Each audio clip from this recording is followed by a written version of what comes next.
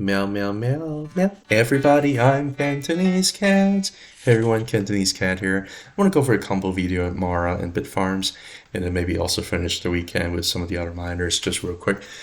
This is the monthly chart of Mara. You can see what's been happening. It's been getting a lot of people really frustrated about it. It's been about the last 4 months doing absolutely nothing. High, low, high, low, high, low. If you're a trader, you'd be very, very happy about this range over here. You would trade a crap out of it, and you've probably been making a lot of money from it. But for a longer term, people are looking over, to try and capitalize for the bulk of the bull market has been very, very frustrated because Bitcoin had made a all-time high, whereas Mara is still lagging behind, Bitfarm is still lagging behind. So what's going on here? Let's see. What it's doing right now has been trying to break about this big giant volume shelf right over here. There's a lot of supply, unfortunately, from the last cycle right around this range. The price has spent about a year trying to use this range here as support, and eventually broke down. So right now we spent about 4 months trying to break above this volume shelf over here, which is not the end of the world. It's trying to eat into a lot of the supply over here from last cycle, and that's exactly what it's doing. Once the supply ends being eaten over here, I don't think the resistance up here is going to be that big of a deal anymore. You actually want to kind of try and get things over with over here before its bullish continuation going up.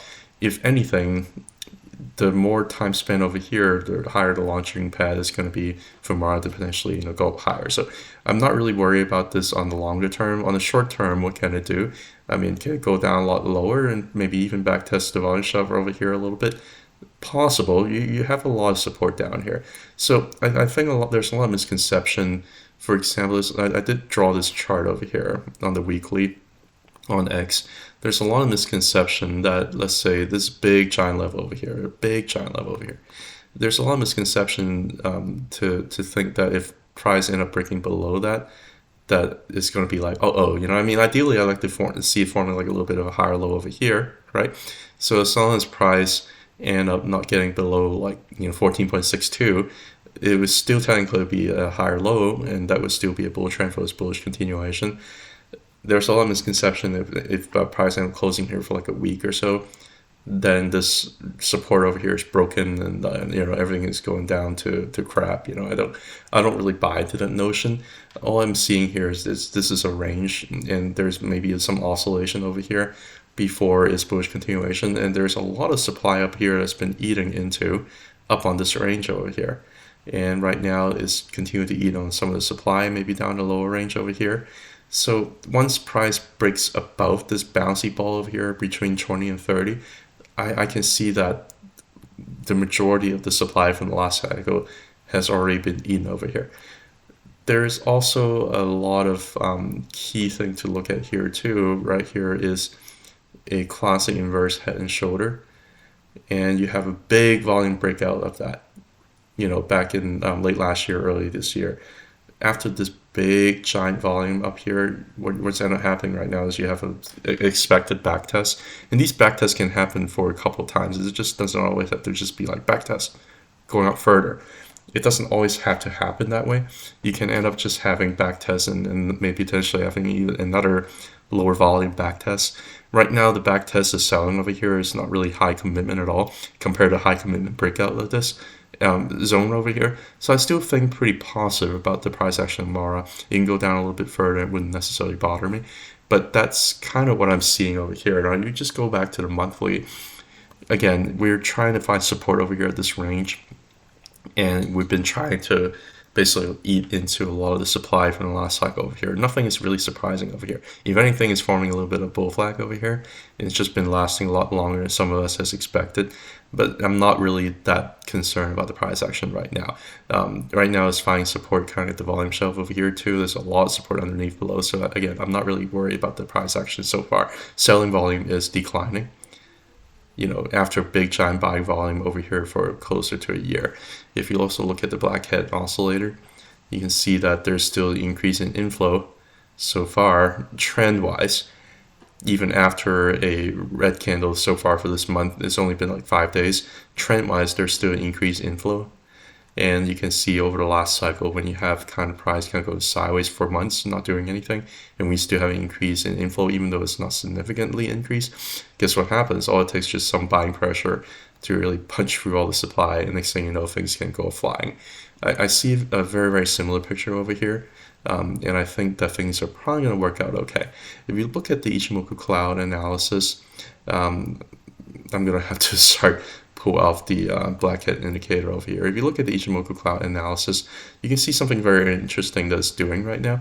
It did have a bullish cross over here of the Tenkan and Kijun. Tenkan is leading, Kijun is lagging. So we have a bullish cross over here. This could potentially precipitate a very, very powerful bull trend that could come up. Over here, you end up having a cross over here, and within a couple of months or so, you have a pretty powerful bull trend that ended up happening. This is already an indicator that there is already a bull trend happening. It is confirming its presence, and when this happens, it can potentially go up further for another 12 to 18 months, as it did over here on the last time.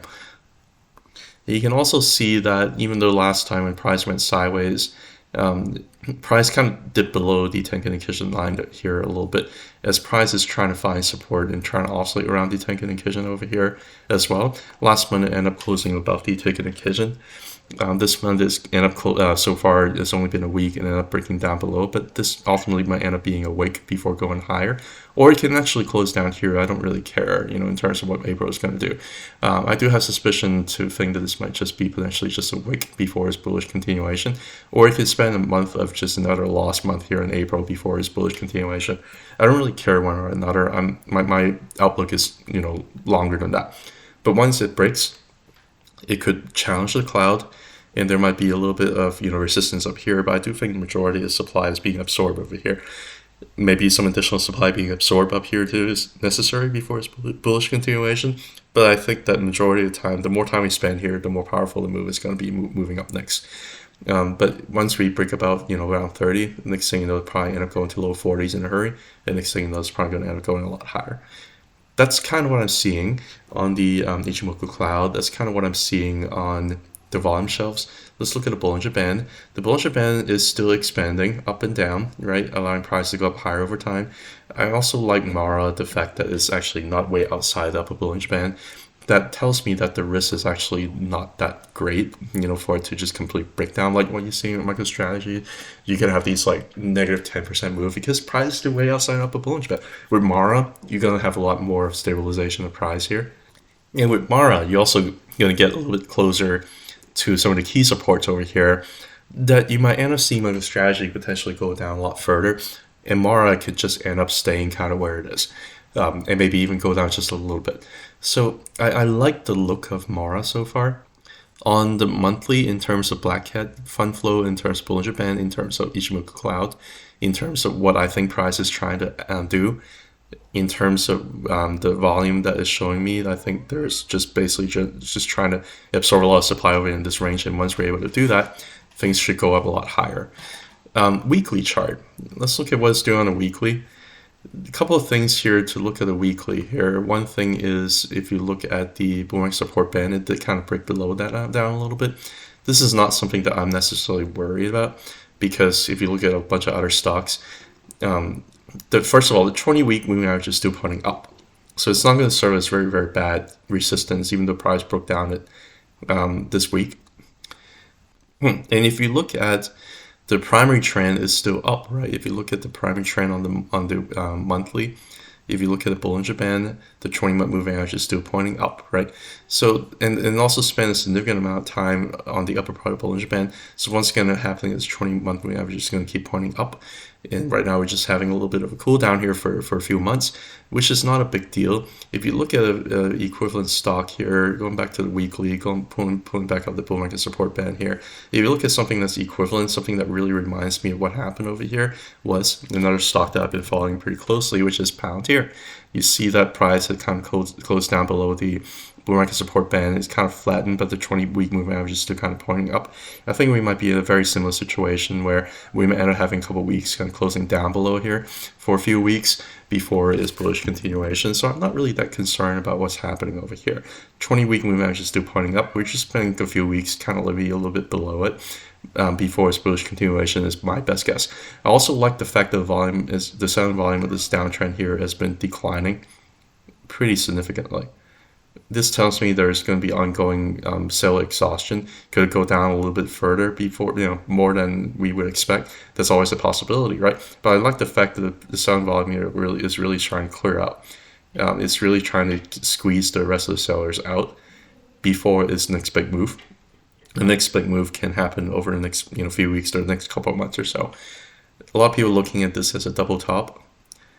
I've been tweeting about this actually like 6 weeks ago, saying like even around here, I was like, people are going to start talking about this looking like a double top. It's going to end up pushing down below. I see it as a small noise on a greater trend, because greater trend, this is just a back test of an inverted head and shoulder breakout with a back test. That's what I'm seeing here on the macro level. I'm not really that concerned about these kind of like smaller patterns over here, especially again like these kind of double top moves. It has low probability.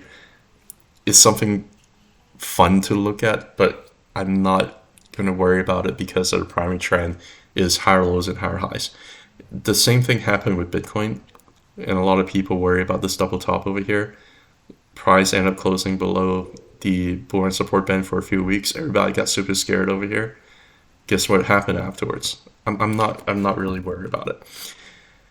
So that was some of my thoughts here. The other thought is you can still clearly see that this is a very, very nice bull trend, like 20 over 50 over 100.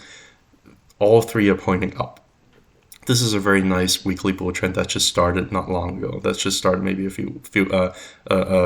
few months ago. So we're still at the beginning of like a very, very nice bull trend over here. Then you can see what happens at the beginning of the bull trend. It leads to a very, very powerful move that could come afterwards. So there are a few things here I'm just not really that concerned about it. If you look at the Ichimoku cloud, you can see that it's just been kind of oscillating between these Tenkan and Kijun lines over here. It's just been trying to find like support, but instead of using a support as a launching pad, is basically back testing some of these key levels over here. So it's just been oscillating around here. These levels don't mean too much. It's still way above the cloud. Though I think it's going to bounce all the way down to like 12 or 11. The probability of that is low, especially since the selling volume here has been declining. So I think there's a lot of sell exhaustion here. The cloud's probably not going to show you too much more. RSI. What's RSI doing? If this went up a little bit on bearish divergence, right? But what ends up happening right now is you're starting to build up a lot of these hidden bullish diversions over here in RSI, where the bottom low point is gone up, but RSI has been trending down. This is a very classic hidden bullish divergence. It's basically resetting some of these indicators on price to go up higher. And I'm not really concerned about this look. And this actually looks very, very nice to me. If you look over at the open on balance volume, you can also see that even though price has kind of going up over here a little bit, you did end up having a little bit of reduction over here. The on balance volume is not going to tell you too much over here, as much as the RSI. But if you look at the bigger picture here too, I'm not really seeing a whole lot of bearish divergence or bullish divergence here on OBV. So this probably is not very, very much a helpful indicator.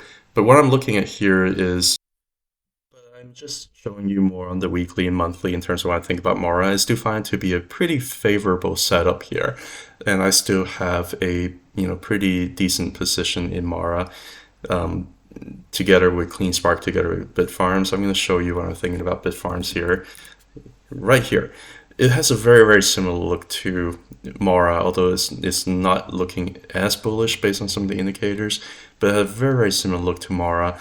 This is the monthly chart. I'm just going to go through this relatively quickly here because you already know what indicators I was looking at. And if you just pull up the Black Hat Fund, it's been very, very nicely showing a lot of inflow coming in, despite the price has gone sideways. So it's got a very similar look to Mara here. If you look at the Ichimoku cloud, you can see that you had a bullish cross this month with the Tenkan breaking above the Kijun, although price has kind of got rejected from both of these temporarily. But because of this nice indicator here showing a possible bull trend that can happen over the next 12 to 18 months, and because of how it's been forming like higher highs, higher lows, higher high, higher low, higher high, and try to find a higher low right here so far. It's still looking like a pretty decent setup here for the longer term. There are a couple of things here. Again, if we're able to break above all this resistance over here, currently you got a volume shelf over here that is just basically bouncing between these two levels over here, right? If we're able to break above all this junk over here, if it breaks about the high threes, I think it can go to 5 in a hurry. I still believe so. There's a Ichimoku cloud that's starting to form here on the monthly, and the top of the cloud's around like 5 right now. I can see it potentially breaking above here over the next few months to hit that level. I still see it. It still looks like a bull flag to me. These are longer term trends. Like if you look at the short term price action and you're like, oh, I'm worried about this, I'm worried about that. Why did Bitfarms go to close down like 4% yesterday, on Friday? Like I don't care. Like I really don't care. The longer term trend is still intact. If you look at the Bollinger Band, it's still expanding. The 20-month moving average is still pointing up. So I'm not really worried about the longer term trend. If anything, it just keeps tempting me to buy more. But I've been buying more all the way down here when it hits the lower ranges over here. I've been buying it down here too, so I'm not really that worried in terms of that. A lot of people are also going to worry about the technicals in terms of like the daily trend. You're not going to see like whales coming in on a daily. Like I don't really care about all that at this moment. So that's the Bollinger Band. Again, look very similar to Mara. If you look at the weekly, there are a couple of things I could pull up a little bit more here. If you look at a weekly, first off, if you want to look at the trend is still bullish. 20 over 50 over 100, 100 is flattening. 20 is still going up. The price is closed. It's kind of the same look as Mara, right? Price is kind of closed below the 20 here. If you put up the bull market support band, you put up bull market support band over here, you can still see that price is kind of close below my support band for like third week in a row. Is this something of concern? I just show you the chart for pound here. I just show you the chart for Bitcoin before it broke out. It's got a very, very similar look here. It can spend another couple weeks down here below the boring support band. I don't care. The 20-week moving average is still pointing up. It's probably not going to serve as very bad resistance, to be honest with you. So a lot of people look at these indicators that break down, they're worried about it. I'm not that worried about it because there's a lot of fake out in the market. It's got a pretty decent look when you look at some of the other indicators. One that I was really looking at was this. It really struck me that is how big of this hidden bullish divergence is when price just kind of gone way up from like $1 up to $2, and the OBV oscillator has essentially reset all the way to the bottom. What that tells you is this. There's a lot of these kind of red candles over here with like red volumes. But even with these candles over here, red volumes over here, price barely moved. So you can tell that the bears are actually not very strong. That's what this is telling you. Another thing to also look into this is that the buy volume has been pretty exponential. And even here, this move, the buy volume is increasing. Sell volume has been decreasing. Sell volume has been decreasing. They're trying to exhaust the bearish momentum to allow price to go up a lot higher. So I'm seeing some pretty bullish indicators here to tell me that, hey, don't worry about it. There's buying pressure that are still coming in, and that was the case with the monthly L3 Black Cat Fund Float oscillator, and that was the case with the unbalanced volume here. If you look at the RSI, you see the same thing.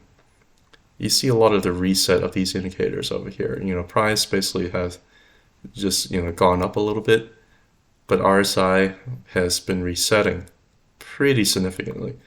So because RSI was just way overbought over here, like can you imagine like RSI was close to 80, and then just like a couple months later, price hasn't really moved all that much, to be honest, like relative to what happened before. I mean, this stock was like 40 cents, just in the early 2023. Price hasn't really been moving that much, but you get significant reset RSI, allowing price to go up potentially higher. There's some bearish divergence over here that has been completely worked out already. Like the bearish divergence is gone. I don't see any concern about any bearish divergence anymore at this point. I think Bitfarms is ready to go up. When that is, I don't know. It could be as soon as later on this month. But I do have a position in Bitfarms. I do find that this is a pretty decent risk-reward ratio at this point. And I'm going to continue to hold.